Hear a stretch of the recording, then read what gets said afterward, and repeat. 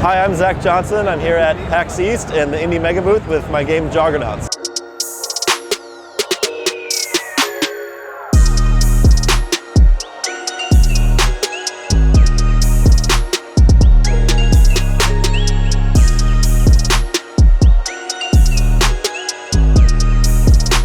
Joggernauts is a cooperative party game about trying not to kill your friends. You're aliens running through space, and you switch places with each other and your teammates to match colors in color-coded levels.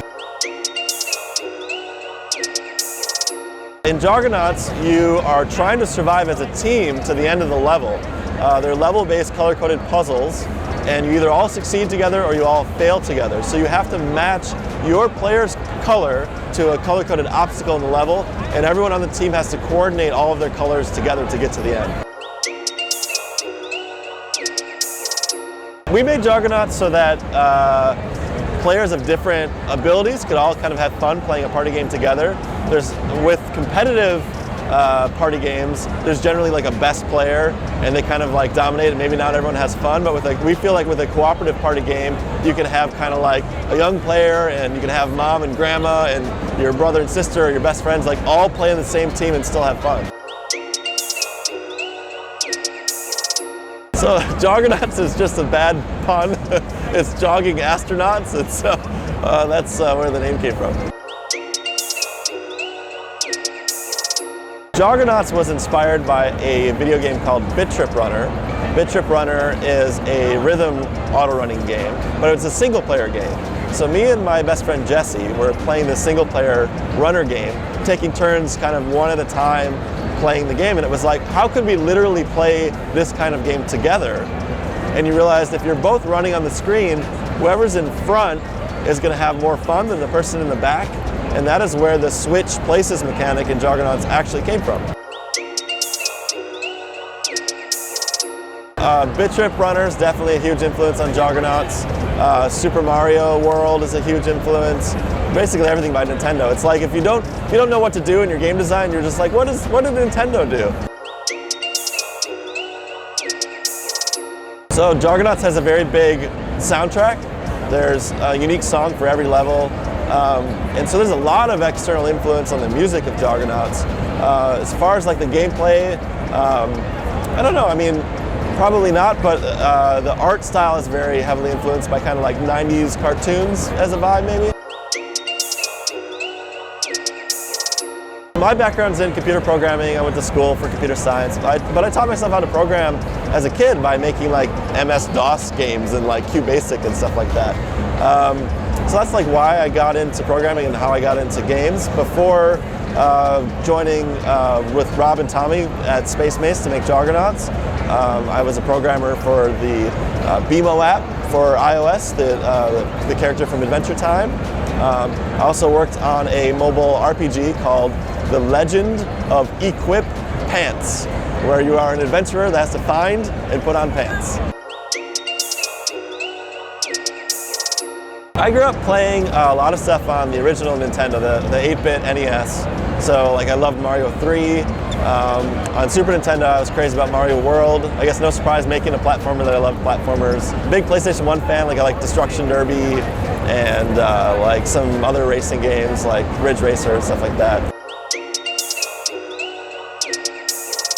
Maybe Katamari Damacy up there at the top, Super Mario World, Legend of Zelda: Link to the Past. So there are 3 people who work at Space Mace. Myself, Tommy Sunders, artist, and Robert Frost doing audio. And we had 3 contractors during the end of the project. So we had Martin Grider do some programming, we had Krista McCullough do some programming, and we also worked with Jason Fitzer.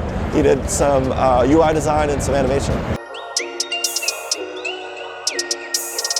There's 3 of us who work on Joggernauts at Space Mace, and we started working on it very part-time about 4 years ago.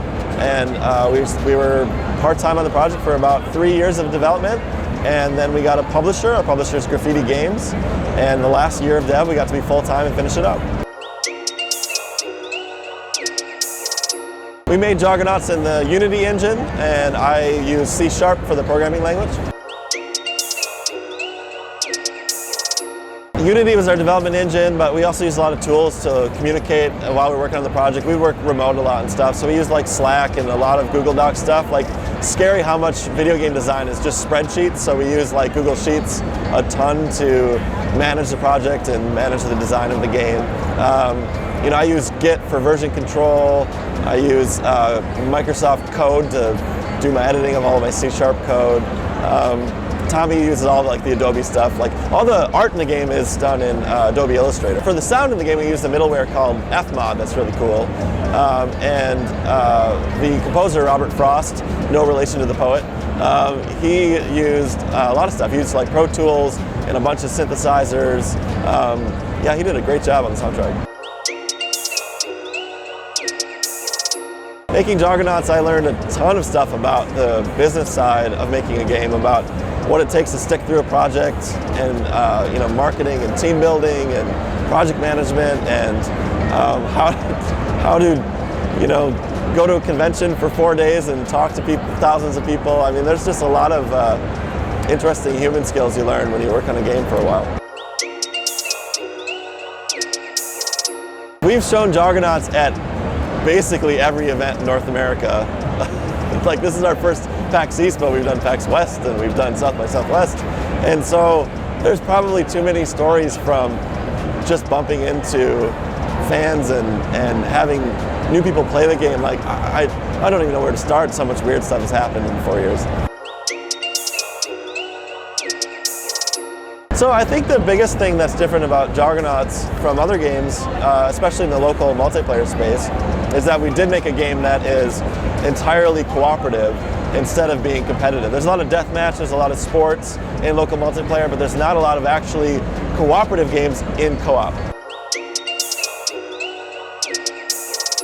I think we made Joggernauts with thought in mind of making a game that's, you know, friendly to a wide audience, doesn't alienate anyone, that isn't, you know, too violent. We just kind of wanted to make something that goes back to that childhood experience of, you know, playing a game on a couch with your best friend.